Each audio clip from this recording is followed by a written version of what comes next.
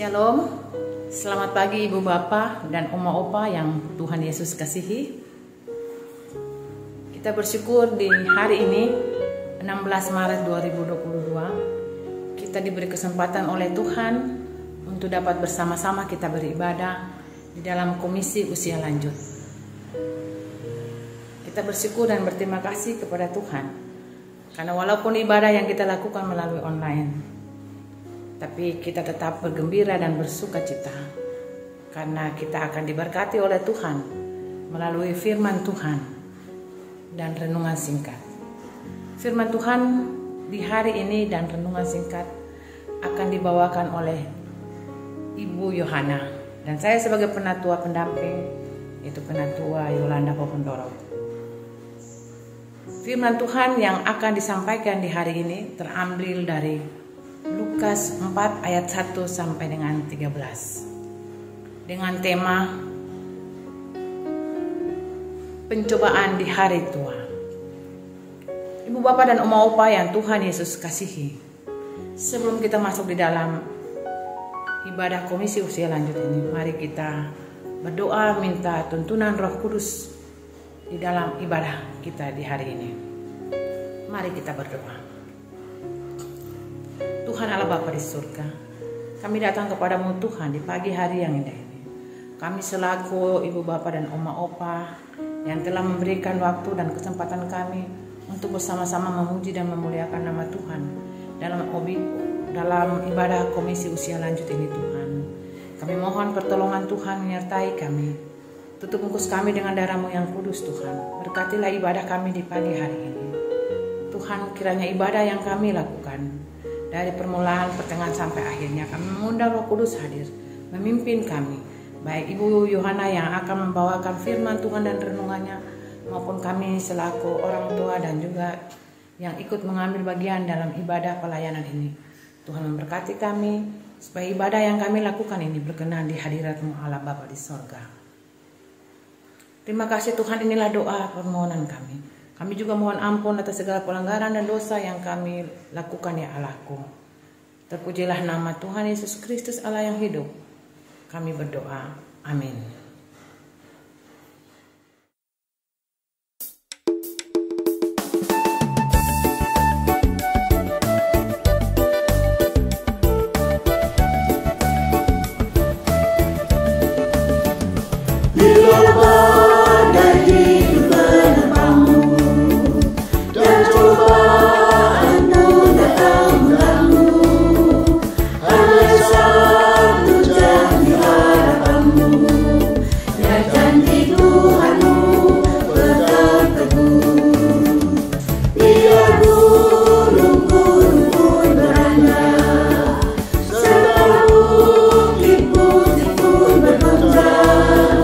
Kasih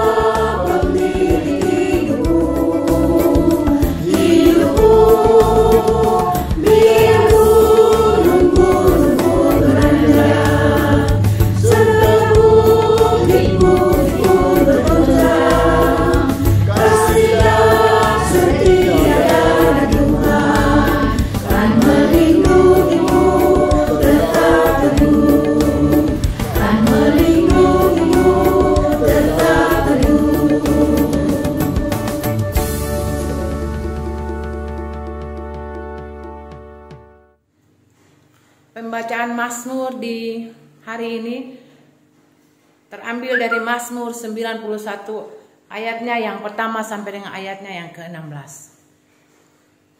Demikian bunyinya. Dalam perlindungan Allah.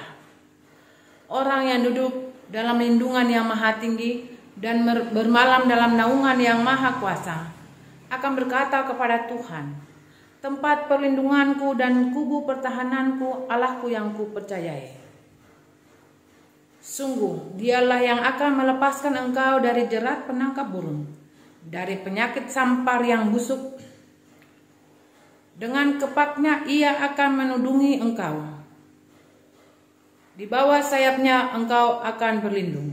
Kesetiaannya ialah perisai dan pagar tembok.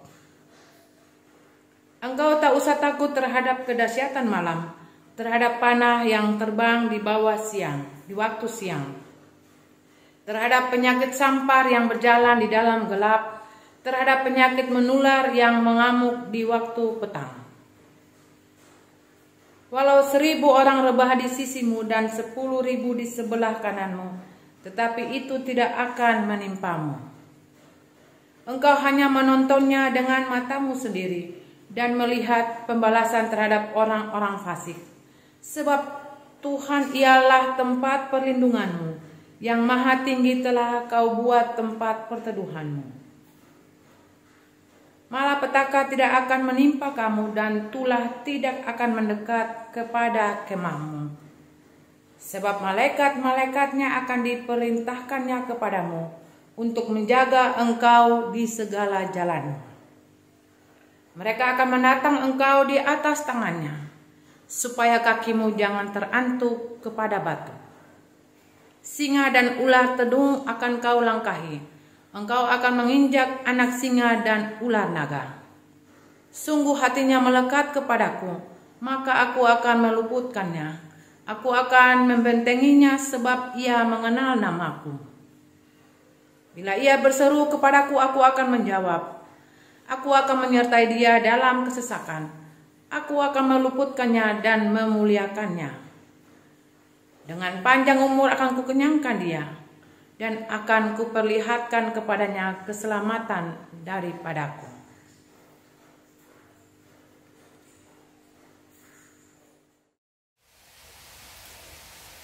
Selamat siang, Opa Oma yang dikasihi dan mengasihi Tuhan kita Yesus Kristus. Puji Tuhan, siang hari ini kita bisa kembali berkumpul walaupun masih dengan cara bantuan dari alat elektronik seperti sekarang ini. Tentu saya berharap bahwa Opa Oma selalu dalam keadaan sehat, kuat, dan berlimpah dengan berkat, serta bersemangat untuk terus melanjutkan perjalanan hidup kita semua, karena Tuhan ada bersama kita. Opa Oma yang dikasihi dan mengasihi Tuhan kita Yesus Kristus, pagi hari ini kita akan bersama menggumuli firman Tuhan. Dan hari ini kita akan membaca dari Lukas pasal 4 ayat 1 hingga 13 yang akan menjadi dasar dari perenungan kita siang hari ini. Namun sebelumnya, mari kita landasi pelayanan kita pada siang hari ini dengan memohon hikmat dari Tuhan dalam doa. Kita berdoa.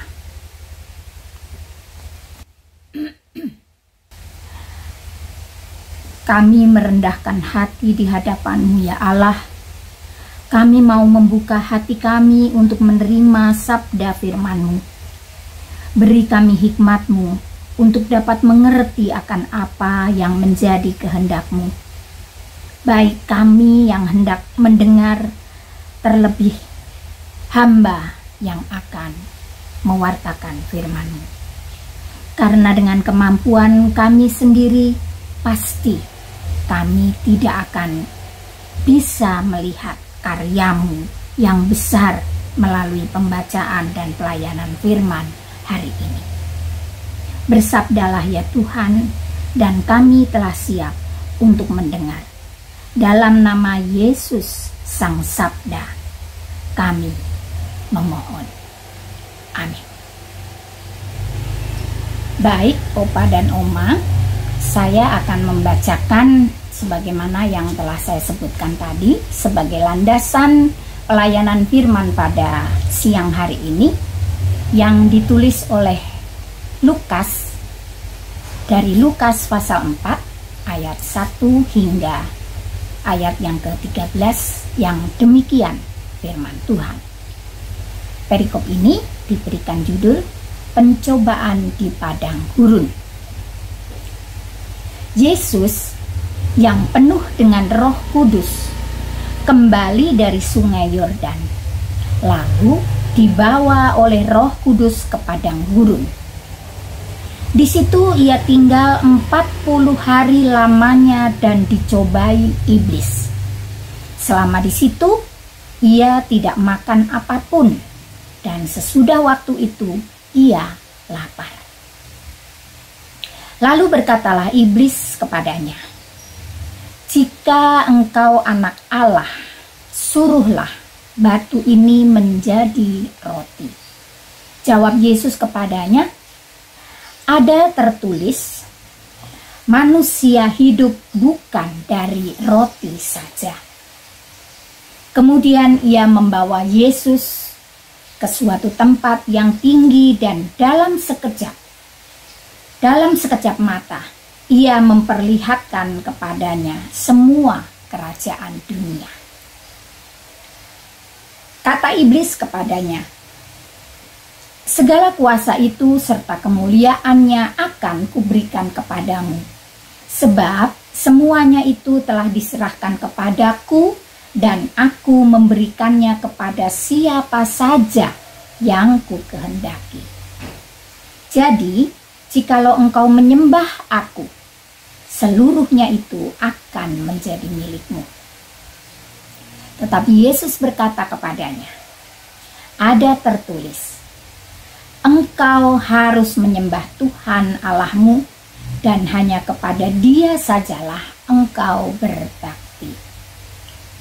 Kemudian ia membawa Yesus ke Yerusalem dan menempatkan dia di bubungan bait Allah.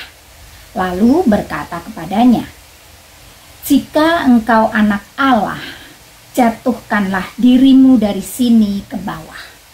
Sebab ada tertulis, mengenai engkau, ia akan memerintahkan malaikat-malaikatnya untuk melindungi engkau. Dan mereka akan menatang engkau di atas tangannya, supaya kakimu jangan terantuk kepada batu." Yesus menjawab katanya, "Ada firman, jangan engkau mencobai Tuhan Allahmu." Sesudah iblis mengakhiri semua pencobaan itu, ia mundur daripadanya dan menunggu waktu yang baik. Sampai sedemikian jauh sabda firman Tuhan yang akan menjadi dasar pelayanan firman kita pada siang hari ini. Yang berbahagia tentu kita sekalian yang telah mendengar dan senantiasa melakukan firman dan kehendak Tuhan itu di dalam hidup kita. Terpujilah Tuhan. Haleluya. Opa dan Oma yang dikasihi dan mengasihi Tuhan kita Yesus Kristus, berlandaskan pembacaan kita tadi dari Lukas pasal 4 ayat 1 sampai 13, kita diberikan judul perenungan kita hari ini adalah pencobaan di hari tua. Pencobaan adalah suatu situasi yang dapat terjadi dan dapat dirasakan oleh siapapun, tidak terkecuali bagi para lansia seperti kita. Lansia yang sudah banyak mengalami dan makan asam garamnya dunia. Lansia yang seharusnya menjadi orang tua yang bijak dalam tindak dan lakunya, tapi ternyata masa lansia masih bisa mengalami berbagai pencobaan. Pada intinya, tidak ada di dunia ini zona yang menjadi zona aman dari pencobaan. Selama kita masih bernafas, maka pencobaan itu akan terus ada. Nah, jadi pencobaan-pencobaan yang bagaimana yang mungkin bisa terjadi pada kaum lansia. Yang pertama, lansia yang masih tidak bisa move on. Move on ini istilah anak muda biasanya ya, tapi bolehlah kita pakai. Dulu dia memegang satu jabatan tertentu di tempat kerjanya. Dia dihormati, dia disegani, dan diikuti apa yang menjadi perintahnya. Tapi sekarang, sesudah pensiun, ternyata masih merasa punya kuasa. Sehingga lansia sering dihinggapi yang namanya post power syndrome. Sering mendengar ya, Opa Oma, post power syndrome. Post itu sesudah. Misalnya post op itu artinya sesudah operasi. Ya. Post itu artinya sesudah dan power itu kekuatan. Jadi, post power syndrome itu adalah sindrom yang menunjukkan bahwa seseorang masih merasa berkuasa walau sudah lengser dari kekuasaannya. Yang kedua, lansia yang menderita sakit lama sering tergoda untuk mencari penyembuhan dengan memakai kuasa-kuasa di luar kuasa Kristus. Bahkan ada yang ingin mengakhiri hidupnya karena keputusasaannya. Yang ketiga, lansia yang sering tergoda dengan hal-hal yang mungkin bisa mencelakai dirinya. Misalnya, lansia yang tidak dapat mengendalikan keinginannya untuk makan dan minum makanan dan minuman yang bisa membuat celaka bagi dirinya. Nah, dalam bacaan kita tadi menceritakan bahwa Yesus juga pernah mengalami pencobaan. 3 hal yang ditawarkan oleh Yesus dalam pencobaan itu ditawarkan oleh iblis.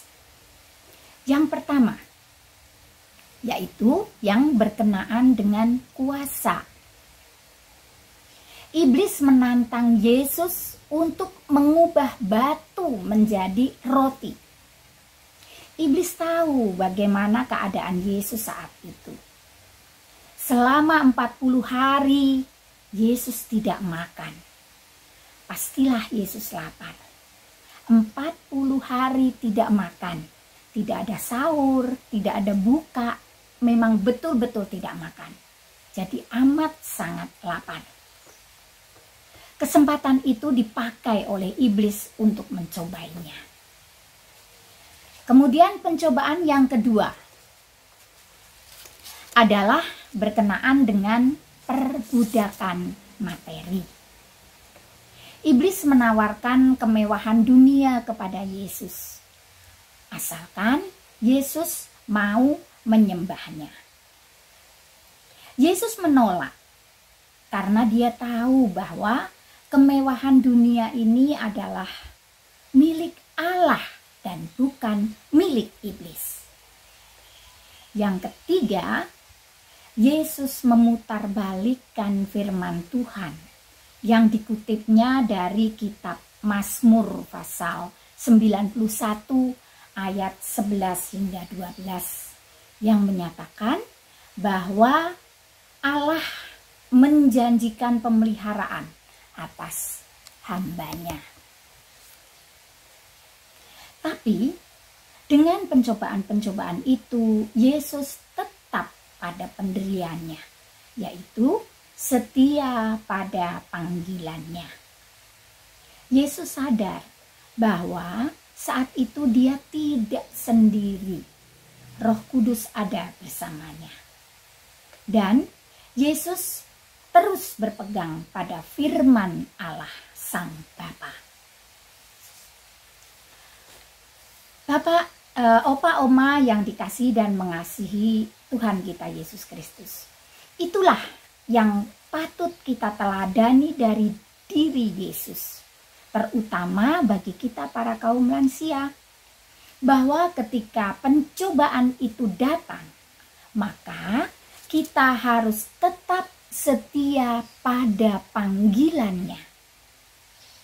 Segala pencobaan akan terkalahkan apabila kita tetap berpegang pada firman. Dan kita juga harus ingat bahwa di dalam diri kita ini berdiam Roh Kudus, Sang Penolong. Roh akan menguatkan dan menghibur kita ketika kita sedang ada dalam pencobaan. Ketika dicobai, Yesus sangat sabar dalam menghadapinya. Ini juga penting untuk kita teladani. Sabarlah dalam menghadapi pencobaan. Karena di dalam 1 Korintus pasal 10 ayat 13 mengatakan, demikian akan saya bacakan, 1 Korintus 10 ayat 13. Pencobaan-pencobaan yang kamu alami ialah pencobaan-pencobaan biasa yang tidak melebihi kekuatan manusia. Sebab Allah setia dan karena itu Ia tidak akan membiarkan kamu dicobai melampaui kekuatanmu. Pada waktu kamu dicobai, Ia akan memberikan kepadamu jalan keluar sehingga kamu dapat menanggungnya.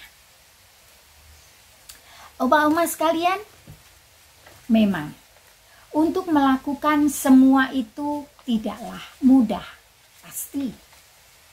Pasti banyak sekali kendala, pasti banyak sekali halangan, banyak sekali rintangan yang menghambat kita.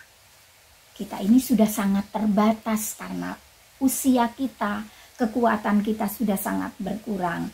Apalagi ditambah lagi dengan situasi yang sekarang ini yang lebih banyak membatasi ruang gerak kita.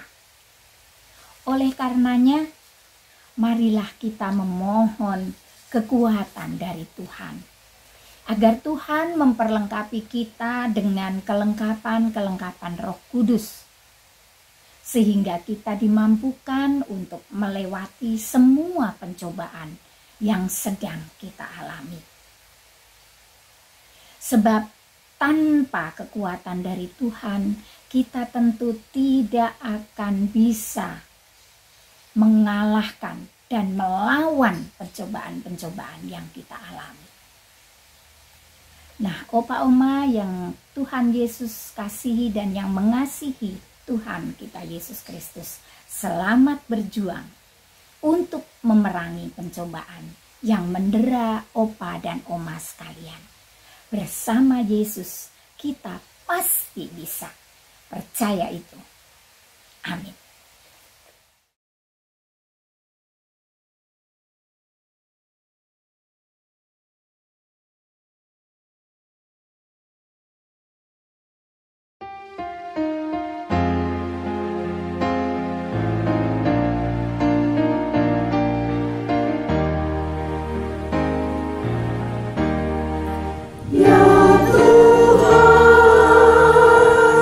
Engkau pelindung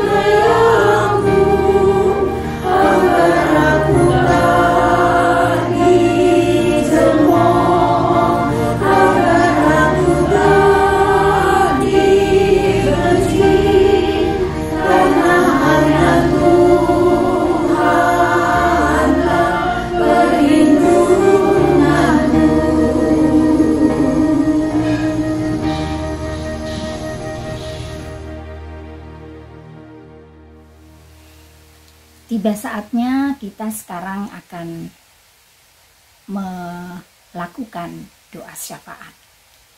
Kita akan berdoa untuk saudara-saudara kita yang sedang berbahagia karena bertambah usia.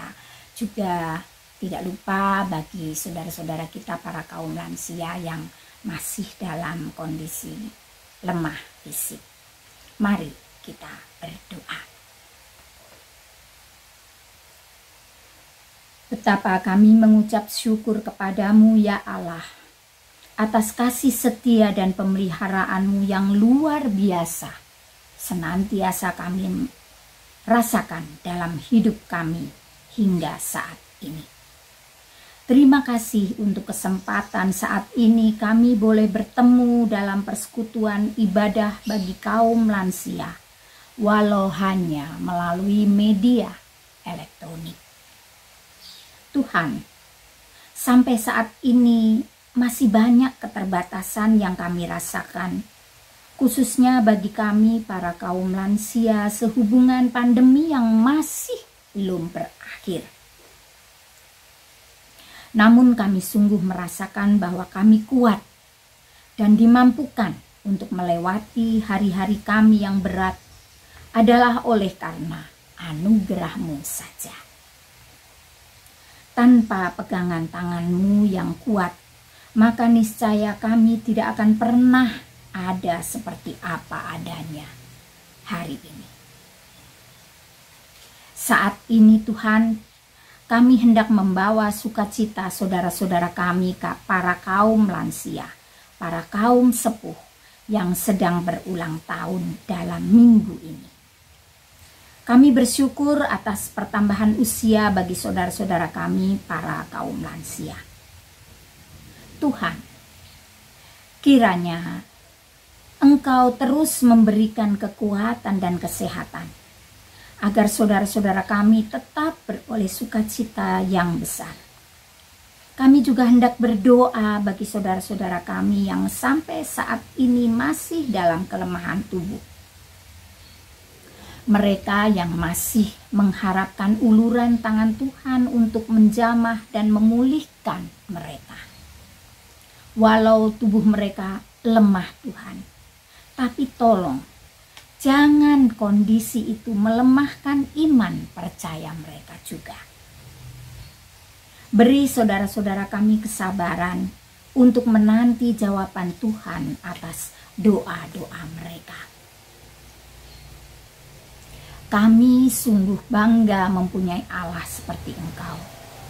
Allah yang mempunyai kuasa di atas segala kuasa.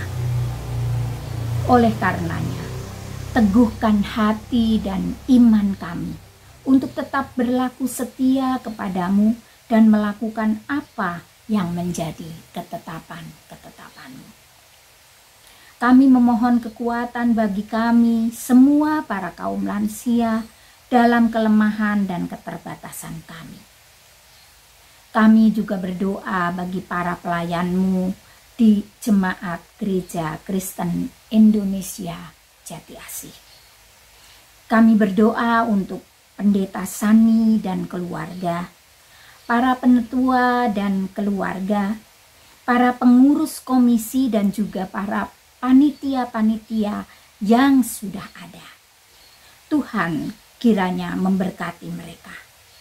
Kiranya kondisi pandemi ini yang masih terus berlangsung tidak menyurutkan semangat kami untuk menjalani panggilan pelayanan-Mu. Ini kami Tuhan, yang datang kepadamu dengan segala keberadaan kami. Kami tahu bahwa doa kami ini jauh dari sempurna. Oleh karenanya, kami hendak menyempurnakan doa ini dengan doa yang Tuhan Yesus ajarkan bagi murid-muridnya dan juga bagi kami. Bapa kami yang di surga, dikuduskanlah nama-Mu, datanglah kerajaan-Mu. Jadilah kehendak-Mu di bumi seperti di surga. Berikanlah kepada kami pada hari ini makanan kami yang secukupnya, dan ampunilah kami akan segala kesalahan kami, seperti kami juga mengampuni orang yang bersalah kepada kami. Dan jangan membawa kami ke dalam pencobaan, tetapi lepaskanlah kami daripada yang jahat. Karena Engkaulah yang empunya kerajaan dan kuasa dan kemuliaan sampai selama-lamanya. Amin. Opa dan Oma, sebagai akhir dari ibadah kita di penghujung acara kita ini, kita akan bersama menerima berkat Tuhan. Dan nanti setelah berkat Tuhan, kita akan bersama menyanyikan lagu Bapa Terima Kasih dengan iringan musik. Mari kita bersama menerima berkat Tuhan. Damai sejahtera Allah yang melampaui segala akal akan memelihara hati dan pikiran kita dalam Kristus Yesus. Amin.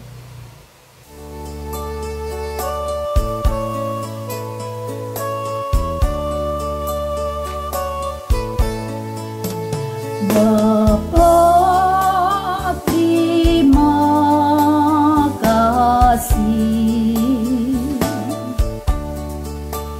Bapa, terima kasih.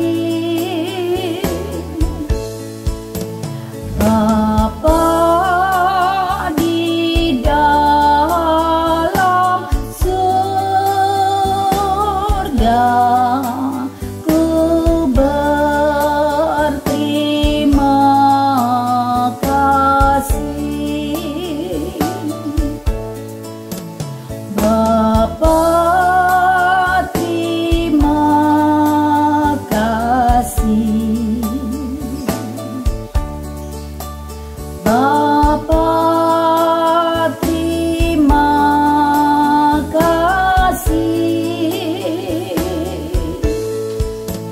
Bapa di dalam surga, ku berterima kasih. Amin.